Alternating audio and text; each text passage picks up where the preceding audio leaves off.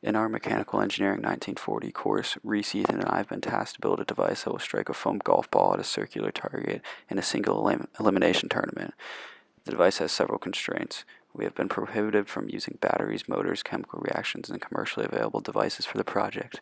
The device has to be loaded with energy supplied by a single person, store the energy with intervention, and fire when the trigger mechanism is tripped.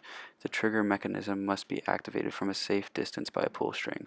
Other constraints included that the device must be transportable by a single person and must contain dimensions smaller than 2.5 feet by 2.5 feet by 2 feet in its loaded configuration.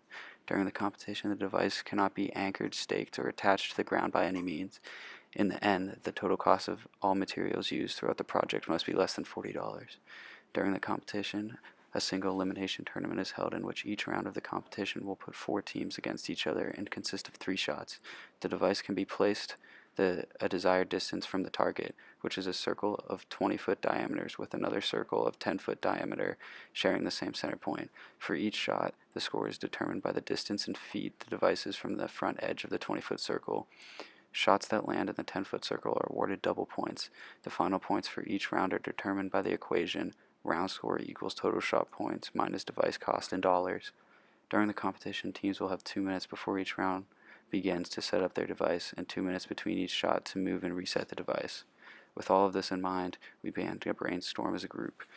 We wrote down our original ideas and drew sketches of possible designs. After group brainstorming, we ended up with 6 possible designs to use for the project. The first of these designs is the gravity pendulum, which consists of a basic wooden frame with a rotating pipe on the top with a golf club run through the pipe that is brought back and let go to hit the ball. The next design is the spring compression design. This design has a frame similar to the gravity pendulum, but it has a golf club which is brought back parallel to the ground and compresses a spring on the top of a wooden frame. The following design is the double tension design, which has a golf club that is connected through a rotating pipe in a similar frame to the others, where the golf club has 2 springs connected to its head, so that when it is brought back, it will pull the springs out. The fourth design is a spring cannon, which uses a spring that is compressed with a piece of wood on the end of it that will be used to strike the golf ball. The rotational spring design will utilize rotational motion and a spring connected to a golf club. And finally, the crossbow design will act as a slingshot as 2 rubber bands or compression bands are used to load the piece that will strike the golf ball when released. We created a concept selection matrix to compare our designs, with the gravity pendulum being the data. The main points compared were power, precision, not releasing accidentally, cost, and ease of loading. After we each created a decision matrix, we averaged our totals and settled on the gravity pendulum, as the others all received negative scores. The building of the Tea Time project proved to be quite taxing for amateurs like ourselves. None of us group members have had the real experience working in a wood shop, so being thrown into one was quite the learning curve. We started by buying 3 8-foot 2x4s and then cutting them to the right lengths. We screwed them together, laying them long ways on top of each other, and we changed this design so it would be easier to fasten the upper support piece. Originally it was going to be fastened in a way that the base would be taller, but this change helped that flaw. Next, we cut 2 pieces of wood at angles that we could reinforce the vertical beam. This wood was cut at a 45-degree angle, and then we screwed it into the base. Next, we found the same spot on the opposite side of the base and screwed the other reinforcer piece to that base. Then we screwed the upright beam into the base and then bored a 1-inch hole through the posts. We then put the PVC pipe through and then drilled a hole into the PVC pipe at an angle. We attached the club with hot glue and some spare nails, but the first thing that arose was that the weight that we put around the golf club got in the way of the ball's flight path.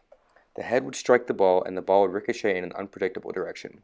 We went back and moved the weight up about 4 inches and fastened it there with a zip tie and hot glue. We tested again, and this time the ball went on a straight path that was consistent. We then added the support piece that crossed the front of the PVC pipe to keep the frame rigid. While the tournament has yet to arrive and our final results have yet to be seen, our work on this project is nearly complete. We set out with a goal designed for the given constraints that we were given for the tournament. We weighed designs against each other, ranging from the crossbow to our chosen gravity pendulum, which we selected based on its reliability and the ability to modify it due to our multiple designs that were based off of its base design. Construction went about as expected, with some unexpected problems, but we were able to resolve them. Looking back, if we were to do things differently, we likely would not have gone with the gravity-based design. We overestimated the amount of power that was given from the storage system. Perhaps we would have gone with a elastic power storage system, which we've seen has performed very well with other teams. And even then, our current design could have been improved upon even more. We could have used a stronger crossbar rather than the PVC. We could have used a metal one, which would allow for the club not to swing beneath and possibly hit the ground.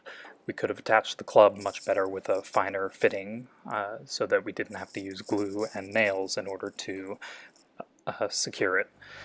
And lastly, if we were given more time, we would have certainly loved to explore multiple prototypes before finalizing on our chosen selected concept. As we saw with our gravity pendulum, we could have done many things better and perhaps would have chosen something else if we could have gotten to the prototype staging, done some preliminary testings. But overall, we've learned our strengths in terms of making the best out of these poor situations, but as well, we learned from our weaknesses and what we should do better in the future.